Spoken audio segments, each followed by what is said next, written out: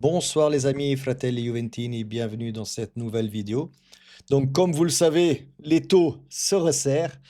Les deux coachs pressentis sont d'une part Luciano Spalletti, j'en ai parlé hier, et c'est ma préférence, et de l'autre côté Raffaele Palladino. Il y en a un qui est poussé par Modesto, il y en a un autre qui est poussé par Chiellini, et je pense que aussi Comolli préfère de loin un Spalletti. Euh, alors le coach pardon, ont donné leur accord verbal. Cet après-midi, il y a même eu une rencontre entre les avocats de Spalletti et ceux de la Juve. L'avocat de Spalletti n'est rien d'autre que son fils, dont je ne me rappelle pas son nom, mais il gère toute sa carrière, hein. Le fils de Spalletti gère la carrière du père, en gros. Euh, que dire d'autre? Est-ce que ce sera encore décidé aujourd'hui ou ce soir? Je ne sais pas, mais je pense que d'ici demain après-midi, on saura qui sera le futur coach. J'avais cru comprendre que Comolli voulait peut-être attendre la trêve internationale, comme j'en avais d'ailleurs parlé hier soir, mais Chiellini a demandé à ce que ce soit fait un peu, enfin, que ce soit fait dans l'immédiat, le licenciement, et que voilà, qu'on ne pouvait pas attendre. Je trouve qu'il a bien fait, Chiellini, de pousser euh, vers cette solution. Maintenant, aujourd'hui, demain, la Juve joue face à Udinese à l'Allianz. Aujourd'hui, il y a eu un entraînement, comment je vais dire, euh, de la Juve avec l'entraîneur de la Next Gen, Brambilla. Désolé si je regarde un peu à gauche, mais de temps en temps, bah, j'ai le match du Naples qui tourne en ce moment-là, qui joue à Lecce, à Via del Mare.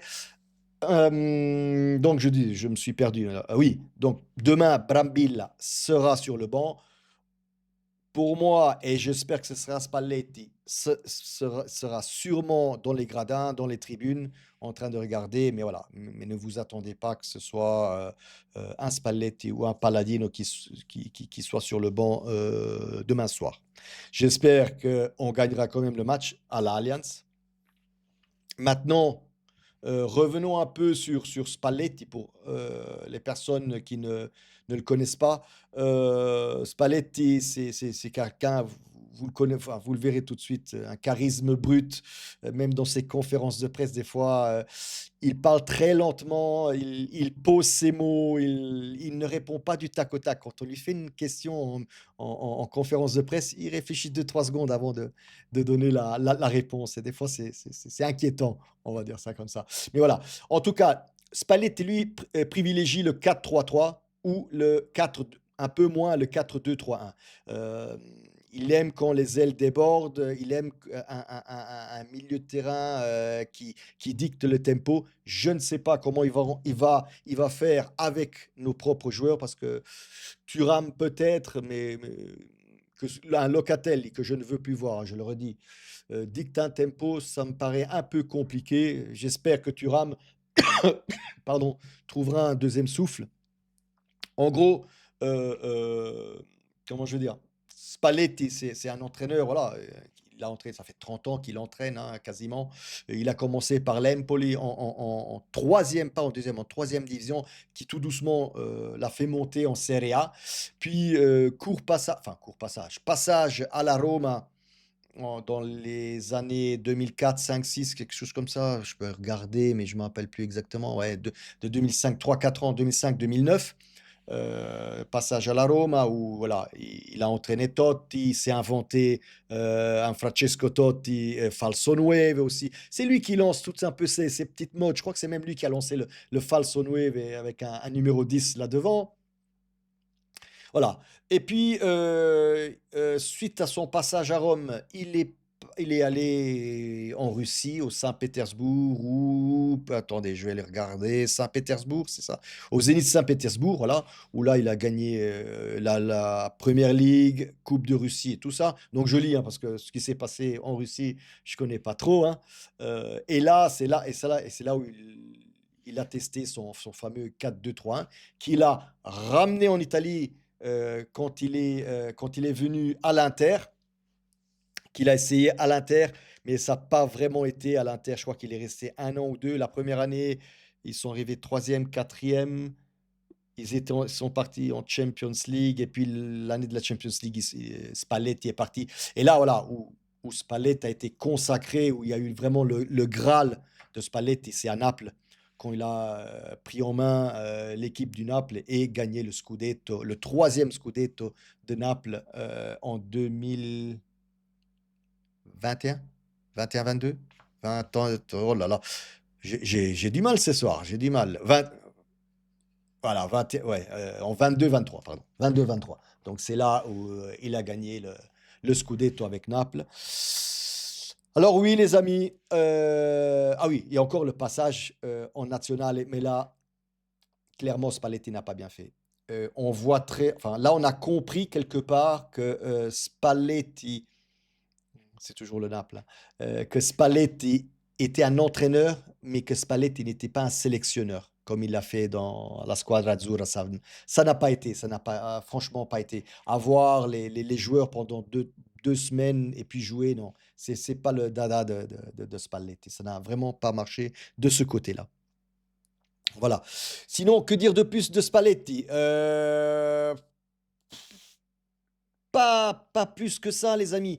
Voilà, vous connaissez ma préférence. Je vous l'ai dit, je préfère de loin un Spalletti qu'un Palladino. Pourquoi? Parce que Palladino, alors, c'est ma perception.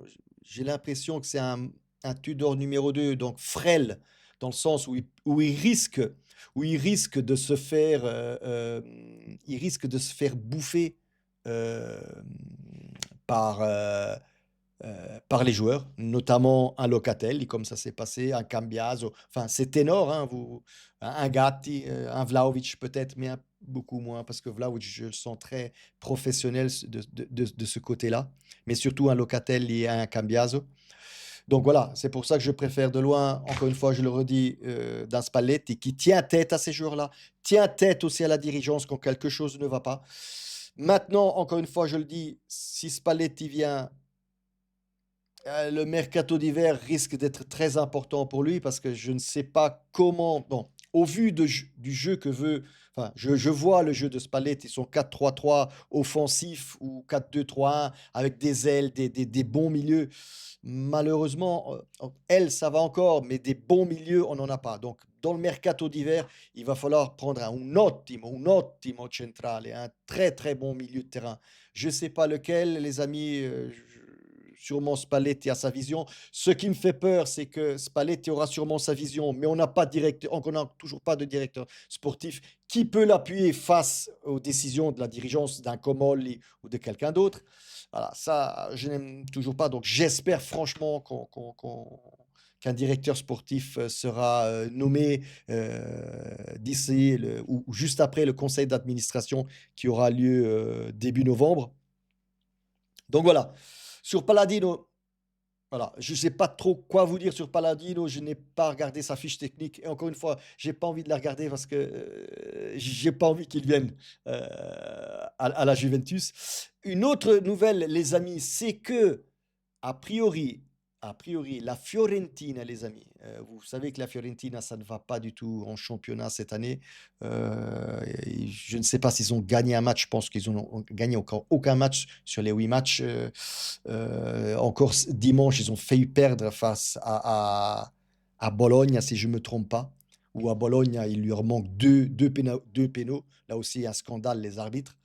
Donc la Fiorentina, à ce qu'il paraît, a appelé Motta, ce qui nous arrange bien, les amis, ce qui nous arrange bien, parce que si Motta accepte d'entraîner la Fiorentina, la Fiore, ben, sortirait de notre...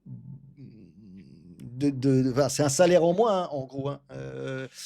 Faut pas oublier que si on a Motta, on a Tudor, et on aurait un Spalletti. Spalletti, a priori, et je ne sais pas par quelle magie, ne veut que 3 millions par an, donc moins que Motta, pour 2 ans plus un de bonus, une option, donc ça fait jusqu'en 2027. Et ça veut dire, si on compte un peu le tout, ça fait quand même jusqu'en 2027, ça fait quand même 25 millions rien qu'en entraîneur. Donc si on peut se libérer du poids de Motta, si Motta va entraîner la Fiore, ce serait quand même, un soulagement, je suppose, pour les finances de la Juve, pour le fair play financier et tout le reste, hein, les amis, et tout ce qui va avec. Voilà. Sinon, ben, rien, je pense que je suis arrivé en fin de vidéo. Ah si! Ah si, si! Ah la voilà, la voilà, la voilà. Je l'ai mise exprès et j'ai oublié. Elle est arrivée aujourd'hui, les amis. Le troisième maillot de la Juve que je trouvais super beau.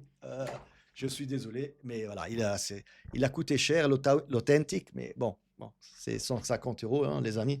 Mais voilà, franchement, je l'ai sur moi. Il est trop beau. Le troisième maillot, je trouve que c'est le plus beau maillot de cette année. En plus, oui, ok. Il y a le maillot standard. Il y a le maillot standard. Mais celui-là, je le trouve vraiment exceptionnel cette année. Exceptionnel. Donc, il me le fallait. Il me le fallait. Pour tout le monde, pour les commandes sur. Oula, oula, oh, oh, oh. Je commande tout sur Fanatics. Tout est original. Il y a pas de. C'est pas une copie, hein, les amis. Tout est commandé sur Fanatics. Fanatics a des sites en France, en Italie, au UK, en Belgique, où vous voulez, en Allemagne. Euh, Si je me trompe pas, il y a encore un code promo. Je pourrais peut-être vous le donner ou le mettre en commentaire, peu importe. Je crois qu'il y a encore un code promo qui est valable jusque fin de semaine à 30%. Alors, c'est pas du sponsoring, les amis. Je ne gagne rien du tout là-dessus, hein. Vous allez sur le site fanatics.fr, fanatics.de, faites ce que vous voulez. Voilà, c'est pas du sponsoring que je fais, c'est juste pour vous dire, voilà, il y a j'achète tout, tous les t-shirts, tout ce que vous voyez là, même de la NFL, du baseball, tout est acheté sur Fanatics, hein. C'est pas des copies à bon marché. Voilà, tout simplement. Voilà, on est arrivé en fin de vidéo, les amis. Fino alla fine, forza Juve.